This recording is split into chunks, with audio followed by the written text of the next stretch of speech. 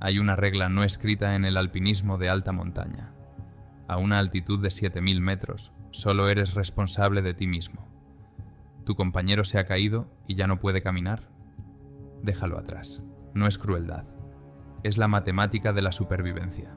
En agosto de 2025, en la montaña más mortífera de la antigua Unión Soviética, el Pico Victory, un acto de humanidad desencadenó una reacción en cadena que condujo a una de las tragedias más devastadoras de la historia del alpinismo moderno. Esta historia no trata sobre la conquista de montañas. Trata sobre el precio que a veces hay que pagar por negarse a abandonar a un amigo en apuros.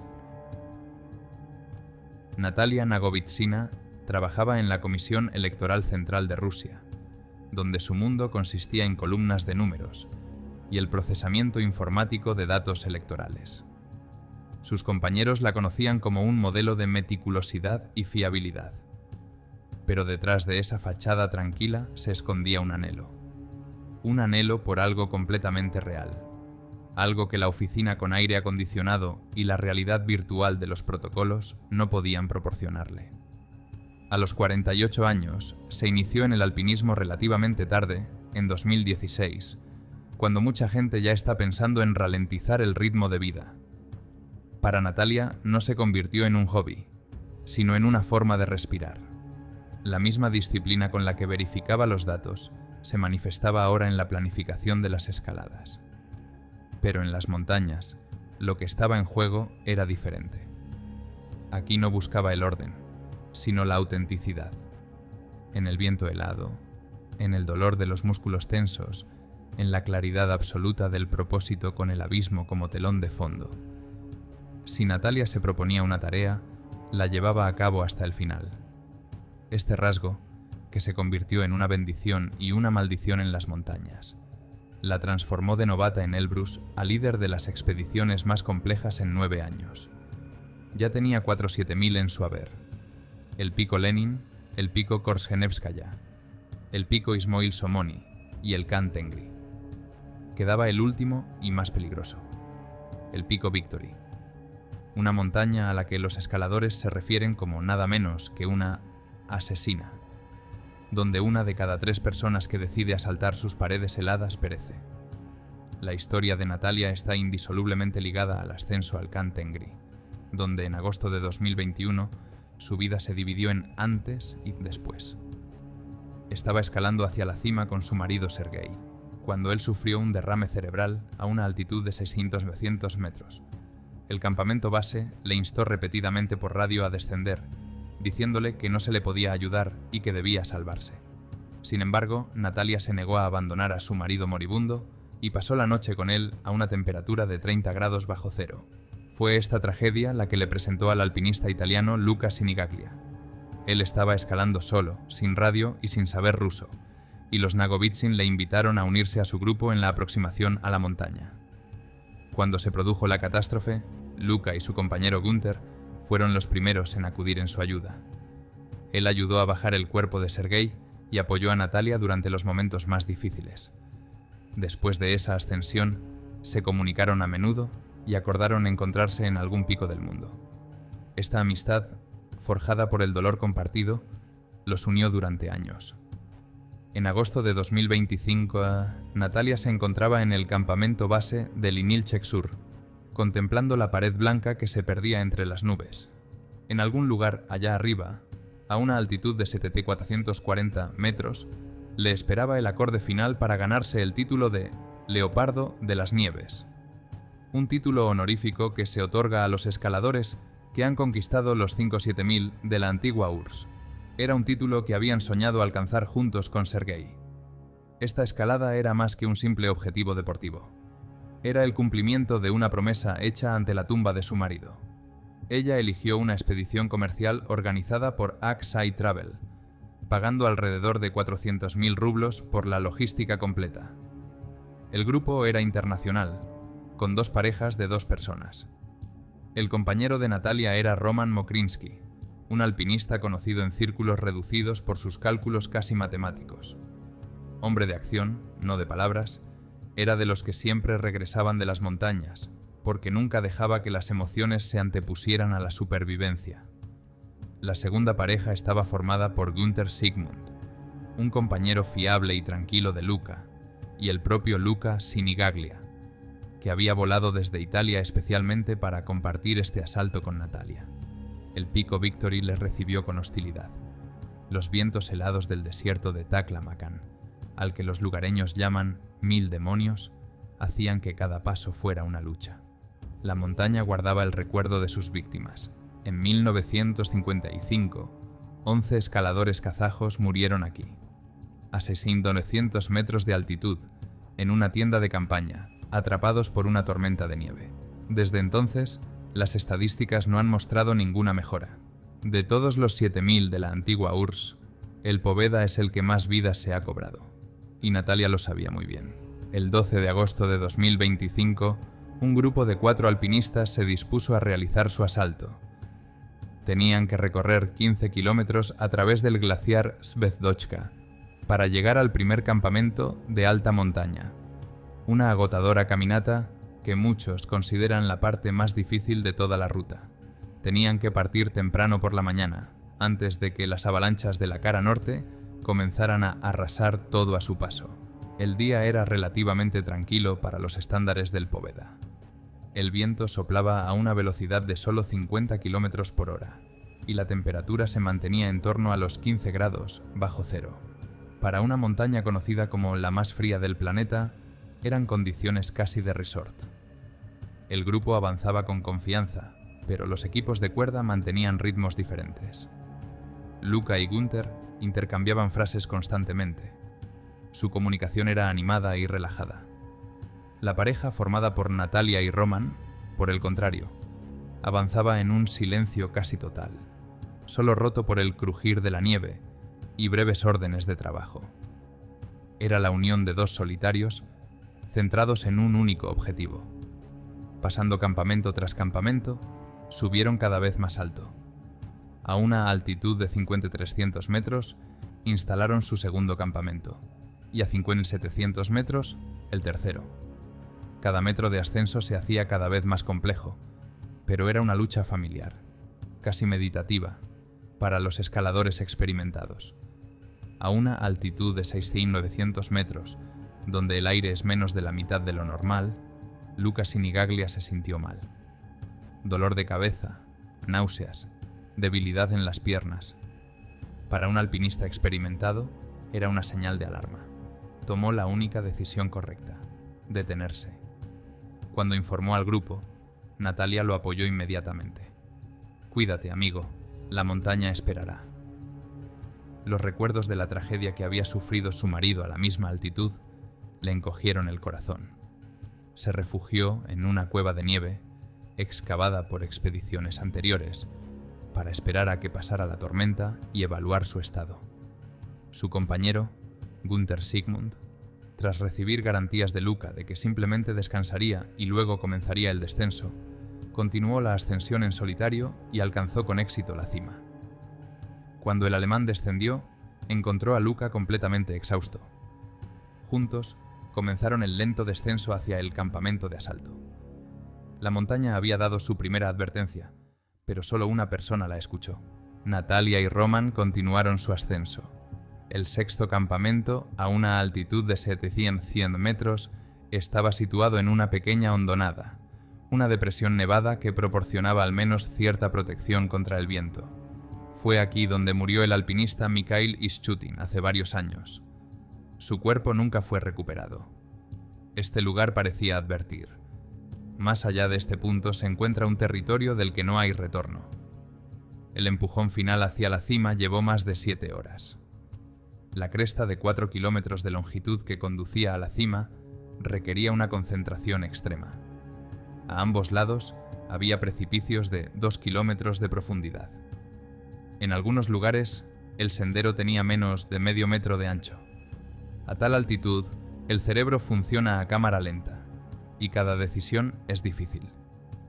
Roman alcanzó el punto más alto. Se desconoce si Natalia llegó a la cima. Pero ambos dieron media vuelta y comenzaron la parte más peligrosa de cualquier ascensión: el descenso. El desastre se produjo alrededor de las 14:00 horas. a una altitud de 7.150 metros. El sol ya se estaba poniendo por el oeste, alargando las sombras sobre el glaciar. La cresta bajo sus pies se había convertido en una pista de hielo.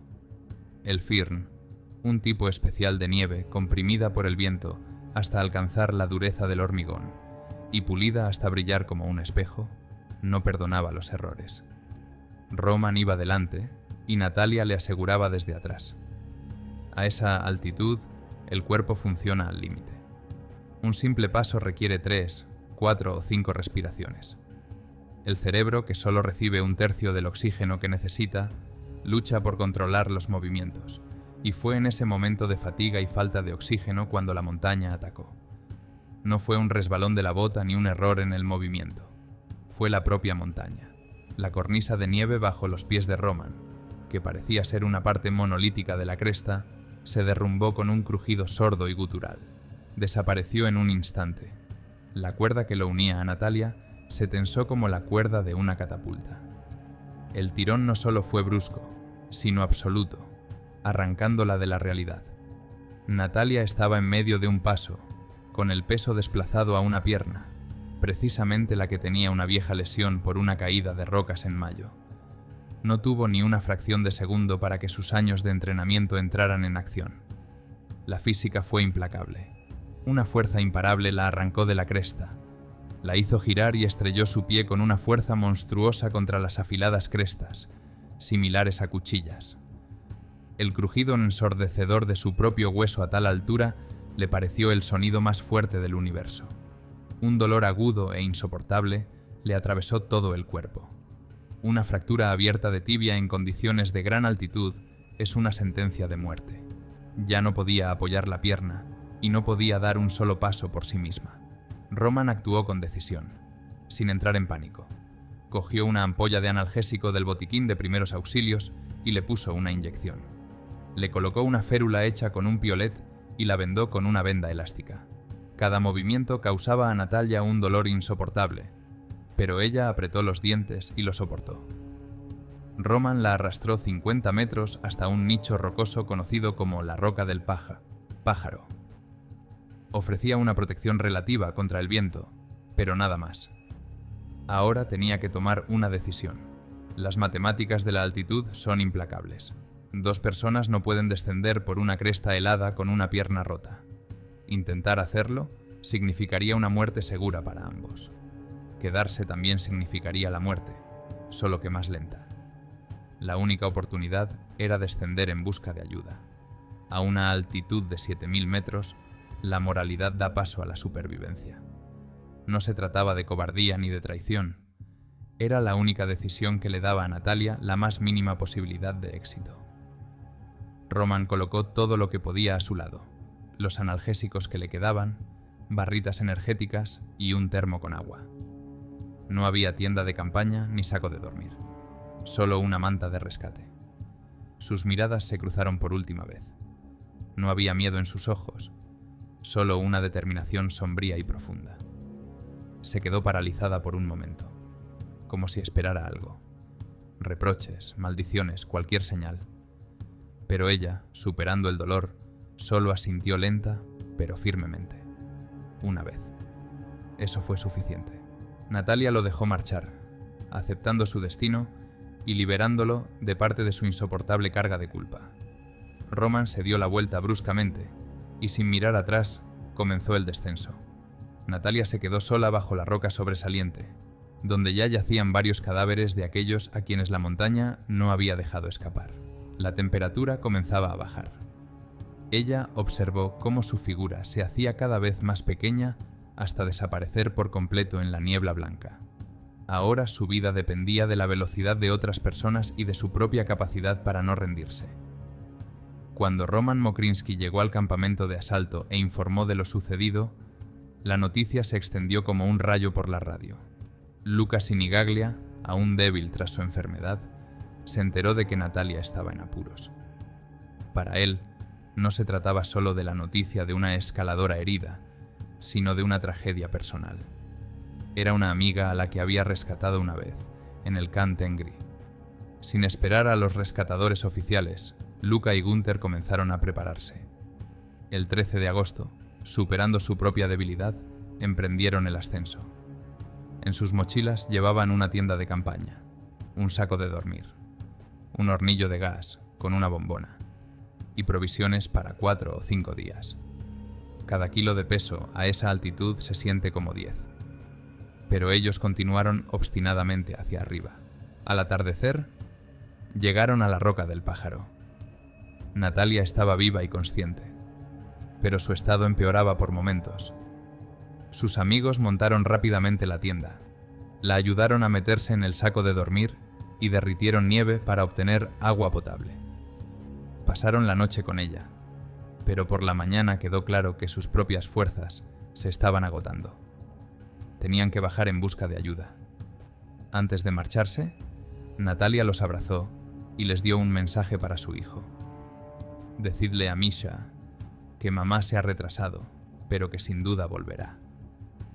Al marcharse, Luca se llevó su radio. Según la lógica de las operaciones de rescate, esto estaba justificado. El coordinador necesitaba un transmisor. Nadie podía imaginar en ese momento que esta sensata medida resultaría fatal. Al llevarse la radio, Luca, sin saberlo, le quitó a Natalia su última voz, dejándola en el silencio absoluto y ensordecedor de la zona de la muerte. El descenso se convirtió en un desastre. A una altitud de unos 6.800 metros, el grupo se vio envuelto en una ventisca. La visibilidad se redujo a unos pocos metros y el viento les derribó. Cavaron una cueva en la nieve y decidieron esperar a que pasara la tormenta. Pero el cuerpo de Luca, ya debilitado por su anterior enfermedad y la ascensión así a Natalia, comenzó a fallar. Los síntomas se desarrollaron rápidamente. Primero su dolor de cabeza se intensificó, luego se volvió confuso. Luca comenzó a hablar de forma incoherente y no reconocía a sus compañeros. Se pusieron en contacto con el médico del campamento base por radio y le describieron los síntomas. El diagnóstico sonaba como una sentencia de muerte: edema cerebral de alta montaña. A esa altitud, eso solo podía significar una cosa: tenían que descender inmediatamente. Pero Luca ya no podía caminar por sí mismo. El 15 de agosto, alrededor de las 6 de la tarde, comenzó la pesadilla absoluta. En términos médicos, esto se conoce como la fase terminal. La conciencia de Luca se nubló por completo. En agonía, intentó arrancarse la ropa, se golpeó contra las paredes de la cueva y varias veces quiso lanzarse al exterior. Günther y Roman utilizaron sus últimas fuerzas para sujetar el cuerpo que una vez había sido su amigo. En el estrecho espacio de la cueva, acompañados por el aullido del viento, los gritos incoherentes de Luca y los sordos golpes de su cuerpo contra las paredes heladas se fundieron en una banda sonora de puro horror. Para Günther, esa noche quedará para siempre como una cicatriz en su memoria. En la mañana del 16 de agosto, el corazón de Luca se detuvo. El hombre que no pudo abandonar a su amigo en apuros pagó el precio más alto por su lealtad. Günther y Roman, al borde del agotamiento físico y mental, solo pudieron bajar el cuerpo hasta la mitad, pero no tuvieron fuerzas para llevarlo al campamento base. Luca permaneció en la cueva de nieve, en la ladera de la montaña que le quitó la vida. Mientras se desarrollaba la tragedia personal de un pequeño grupo de escaladores, en el valle comenzaba una operación de rescate a gran escala. Sin embargo, agosto de 2025 resultó ser catastrófico para toda la región. El Ministerio de Situaciones de Emergencia de Kirguistán trabajaba a pleno rendimiento. Había que evacuar a 62 escaladores de diversas partes de los glaciares Inilchek Sur y Norte. Durante esos mismos días, los equipos de rescate evacuaron a escaladores británicos, chinos, kazajos y rusos. El 16 de agosto, el ruso Alexei Ermakov murió en el Khan Tengri. Otra víctima, otra evacuación. Dmitry Grekov, jefe del campamento base, no ocultó su pesimismo. No hay necesidad de buscarla. Sabemos dónde está. Es simplemente imposible llegar hasta allí. Nadie ha sido rescatado nunca de allí en toda la historia del alpinismo. Es imposible bajarla manualmente. No eran palabras vacías. Una evacuación terrestre desde una altitud de 750 metros requeriría al menos 10 alpinistas experimentados, 5 o 6 días para el ascenso y otros tantos para el descenso, y eso en condiciones meteorológicas ideales. Pero el tiempo no era perfecto. El 16 de agosto, las autoridades dieron un paso desesperado. El Ministerio de Defensa proporcionó un helicóptero Mi-8 con una tripulación de los mejores pilotos. A bordo iba la principal esperanza del campamento, un grupo de 6 rescatadores liderados por Vitaly Akimov. Era una leyenda del equipo de rescate local, una figura mítica que había rescatado personalmente a docenas de alpinistas de estos glaciares y que, como bromeaban en el valle, sabía cómo negociar con la montaña. El plan era arriesgado: volar lo más cerca posible del lugar de la tragedia, dejar al grupo de Akimov y evacuar a las víctimas. Pero ese día, el Pico Victory no estaba dispuesto a ceder. Al acercarse a la ladera, el helicóptero entró en una zona de fuertes turbulencias. Las corrientes de aire que se desprenden de las paredes heladas crean trampas invisibles para las aeronaves. La máquina quedó atrapada y fue lanzada violentamente contra la ladera. El duro aterrizaje a una altitud de 4.600 metros convirtió a los rescatadores en víctimas. El piloto sufrió una fractura por compresión de la columna vertebral, mientras que Akimov, el hombre que se suponía que era el rescatador, y otros miembros de su equipo sufrieron dislocaciones y contusiones. En lugar de rescatar a Natalia, ahora era necesario evacuar a la tripulación del helicóptero accidentado. Mientras los rescatistas oficiales estaban ocupados evacuando su propio helicóptero accidentado, la tragedia en el Pico Victory ya estaba en los titulares de Internet. La noticia de la impotencia de los servicios de rescate conmocionó a la comunidad de alpinistas. Se hizo un llamamiento en uno de los foros internacionales. En pocas horas, los entusiastas recaudaron fondos y encontraron un operador en Bishkek con un potente dron industrial capaz de operar en el aire enrarecido. El 17 de agosto, esta pequeña operación de rescate popular trajo un último rayo de esperanza. El dron pudo volar hasta la tienda de Natalia, y lo que vieron los operadores les partió el corazón.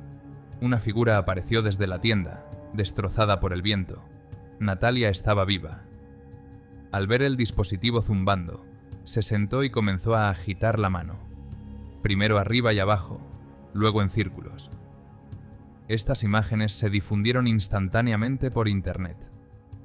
Millones de personas en todo el mundo vieron a una mujer agitando con sus últimas fuerzas a un pájaro mecánico a una altitud a la que los humanos no deberían estar. Algunos interpretaron los movimientos circulares como una señal de que todo estaba bien, mientras que otros los vieron como una despedida. Pero todos entendieron. Era el último saludo desde la zona de la muerte. El 19 de agosto, el dron volvió a despegar. La imagen había cambiado drásticamente. Los vientos huracanados habían destrozado completamente la tienda. Dentro, en un saco de dormir, yacía una figura inmóvil. Era imposible saber si estaba dormida, en coma por hipotermia o ya muerta. Los suministros que le habían dejado sus amigos habían desaparecido. El gas del hornillo se había agotado. A esa altitud, con una fractura abierta, sin refugio ni calor, el cuerpo humano no puede resistir mucho tiempo.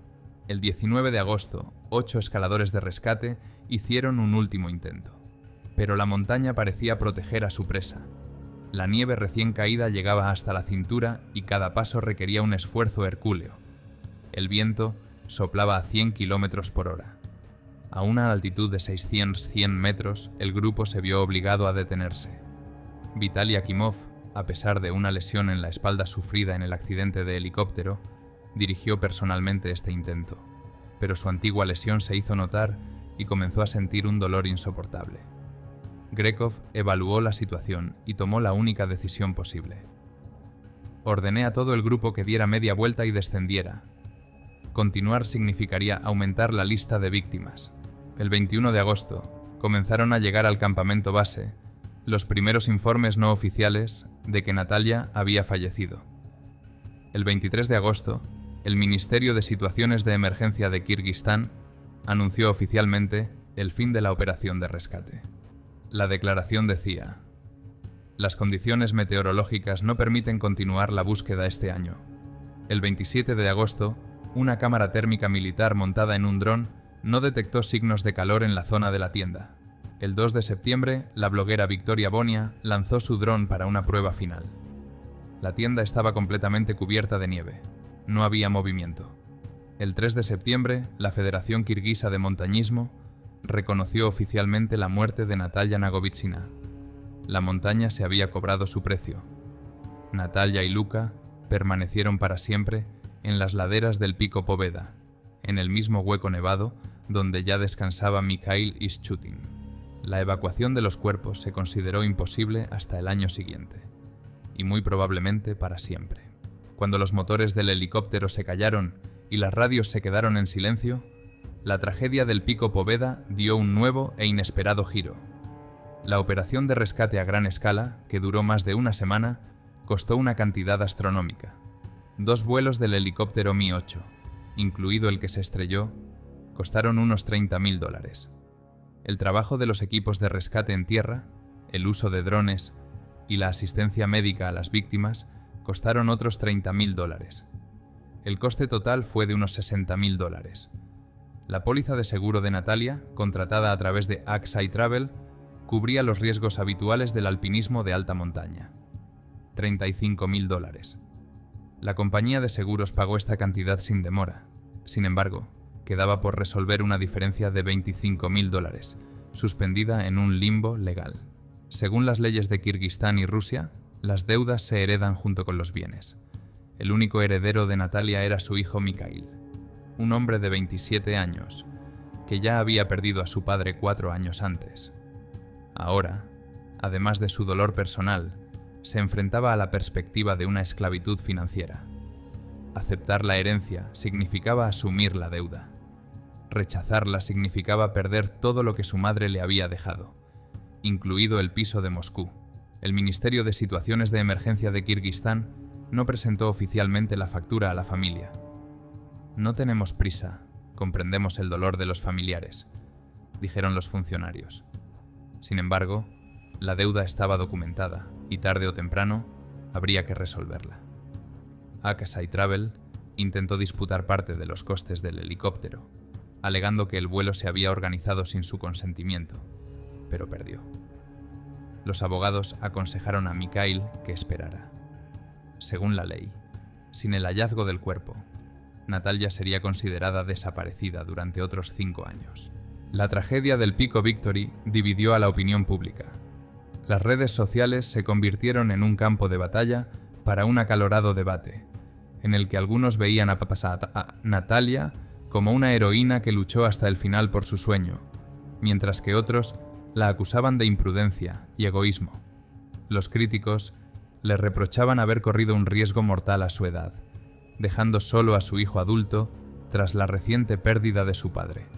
Sus oponentes se opusieron ferozmente, argumentando que Natalia había vivido una vida plena y real, a diferencia de los comentaristas de salón, que simplemente existían en una rutina gris. La Federación Rusa de Montañismo adoptó una postura oficial moderada. En sus declaraciones, la calificó de escaladora experimentada y describió lo sucedido como una trágica coincidencia. Sin embargo, detrás de estas formulaciones neutrales, los expertos vieron conclusiones obvias. El equipo no estaba bien coordinado. La decisión de ir sin guía fue controvertida, y una antigua lesión en la pierna debería haber sido motivo para abandonar la escalada. Sin embargo, las discusiones más acaloradas se centraron en las acciones de Roman Mokrinsky. Para algunos, se convirtió en un traidor que abandonó a su compañera a su suerte. Para otros, fue un pragmático que tomó la única decisión posible para sobrevivir y buscar ayuda. El propio Roman se negó a hacer comentarios. Quienes lo conocían dijeron que regresó de la montaña como una persona completamente diferente. El vídeo del dron, en el que se ve a Natalia saludando con la mano, obtuvo millones de visitas y desató una ola de indignación pública dirigida a los rescatadores. Miles de personas que no comprendían las realidades de las grandes altitudes hacían la misma pregunta en los comentarios: ¿Cómo no pudieron salvarla cuando todos podían ver que estaba viva? Cualquier intento de explicar la imposibilidad técnica de una evacuación desde una altitud de 750 metros se vio ahogado por un muro de emociones y acusaciones. El Parlamento kirguís comenzó a debatir nuevas normas para los escaladores. Se propuso hacer obligatorios los permisos especiales para ascensiones por encima de los 6.000 metros, aumentar las cantidades de los seguros y endurecer los requisitos para la composición de los grupos. Pero todos entendieron que las montañas no reconocen las leyes humanas. En Italia, la familia de Luca Sinigaglia instaló una placa conmemorativa en su club de montañismo natal en Milán. La inscripción decía: a Luca Sinigaglia, el alpinista que no pudo abandonar a sus amigos. Su hermana Patricia no culpó a Natalia. Luca tomó la decisión por sí mismo. No podía hacer otra cosa. Fue su elección, la elección de un verdadero amigo. El hijo de Natalia, Mikhail, planeó una expedición para 2026. No para escalar, sino para instalar una placa conmemorativa. Al igual que su madre había instalado una placa para su padre en Can Tengri, el círculo se completaba. Los expertos estimaron que las posibilidades de encontrar y evacuar los cuerpos eran del 40%. Todo dependía del tiempo y de la financiación. Italia y Rusia prometieron ayudar. En la comunidad de alpinistas, la historia de Natalia Nagovitsina y Luca Sinigaglia se cuenta ahora como una parábola, sobre el precio de la lealtad, sobre cómo las reglas de supervivencia en las montañas entran en conflicto con la humanidad, y sobre cómo cada uno toma sus propias decisiones. El pico Victory sigue en pie en la frontera entre Kirguistán y China, indiferente a las tragedias humanas. Los vientos del desierto de Taklamakan siguen puliendo sus laderas hasta dejarlas brillantes como un espejo. En un hueco nevado a 750 metros de altitud yacen aquellos que pagaron el precio más alto por intentar tocar el cielo. La historia de Natalia Nagovitsina invita a reflexionar sobre la naturaleza de la ambición humana. ¿Qué impulsa a las personas a volver una y otra vez a un lugar donde las posibilidades de morir son del 30%? No hay una respuesta sencilla. Puede que sea porque algunas personas no pueden vivir sin un reto. Probablemente, en las montañas, encuentran algo que les falta en la vida cotidiana: la claridad definitiva de la existencia, donde cada decisión tiene un valor absoluto. Natalia conocía las estadísticas. Sabía de la tragedia de 1955, cuando 11 personas murieron en una tienda de campaña no muy lejos de su lugar de descanso final. Sabía que nadie había sido evacuado con vida desde una altitud de 7.000 metros en esta montaña.